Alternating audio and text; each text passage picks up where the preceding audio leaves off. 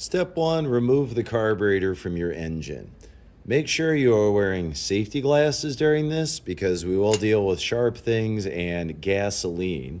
This entire bowl could be full of gasoline, so do not turn this upside down, it could spill. Take a rag that's folded up a few times, hold the carburetor over that and loosen that bolt about half a turn. No more than a half turn and it will start dripping gasoline out. Let the gasoline drip until it stops. Don't turn it, don't tilt it, don't twist it until it's finished dripping gasoline.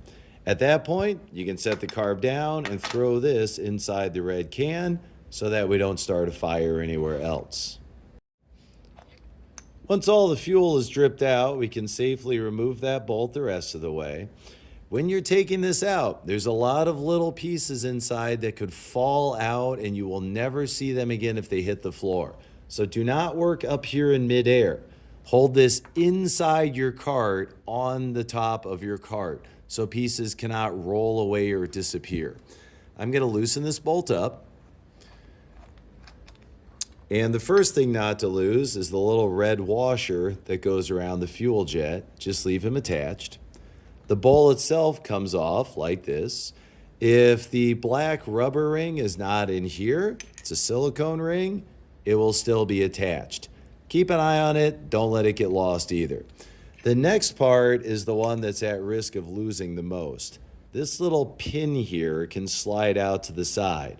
And there is a chance when you open this up, it falls out on its own. That's why you want to have it low down on the table. If you can pull that pin out with your fingers, great. If you can't, just get a small pair of pliers and gently pull.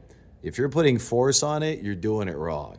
That little pin is tiny, tiny. So if you drop it, it's gone.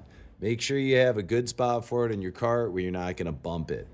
This float, I'm going to lift up and out. And again, keep this thing down in the cart because this is the most lost piece. I'm going to slide them off of there, set the float down. That little piece there is the fuel needle and then a wire loop underneath.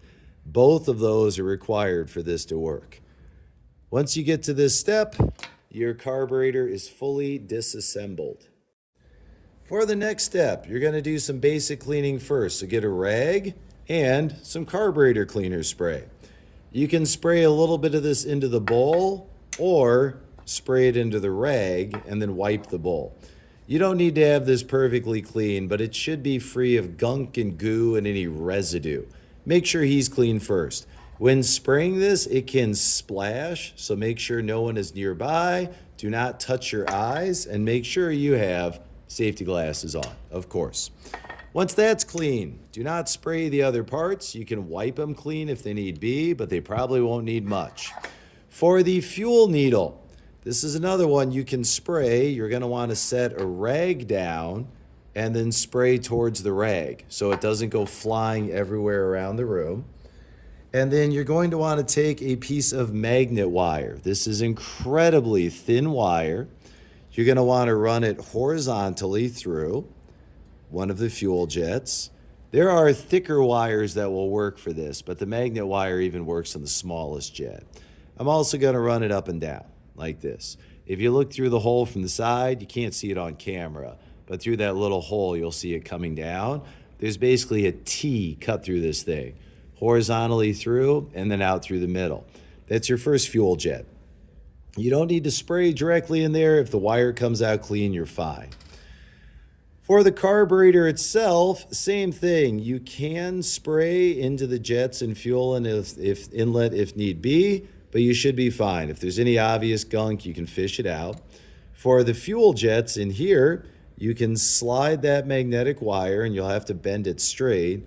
Slide him down into the hole there, fish him around a little bit, and if it comes out clean, you're probably fine.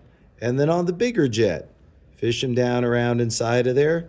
You can actually see him come out inside here. So if it comes out clean, you can put a little carb spray through there if it feels gunked up.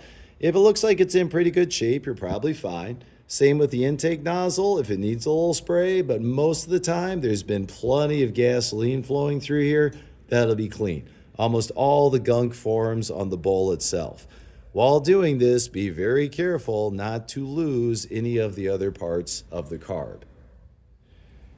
Make sure before proceeding that all the carb spray is dried up, everything is clean, you're ready to reassemble. Your fuel needle, there is a chance that the fuel needle and the spring clip have come apart.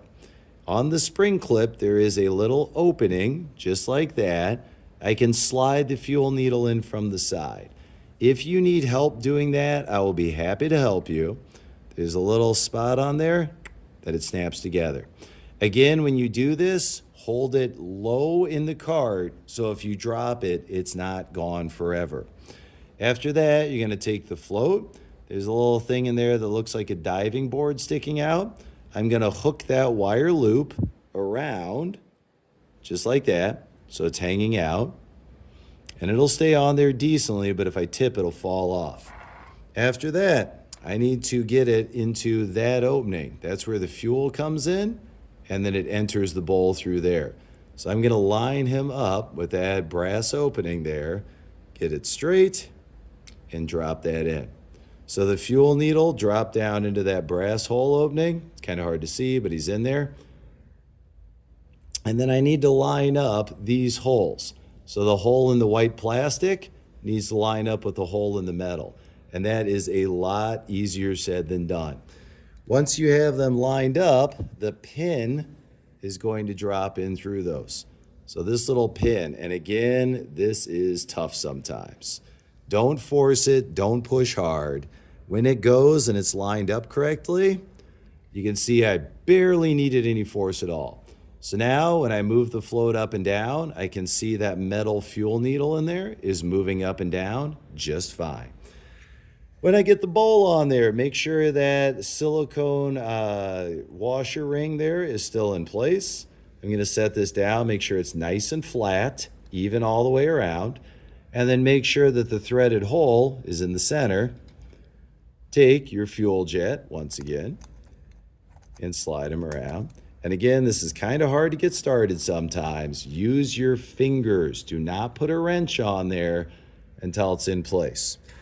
Last step, how tight does this need to be? Do not crush it down. You want it snug, but if you put full power torque on this, you will easily damage the carburetor.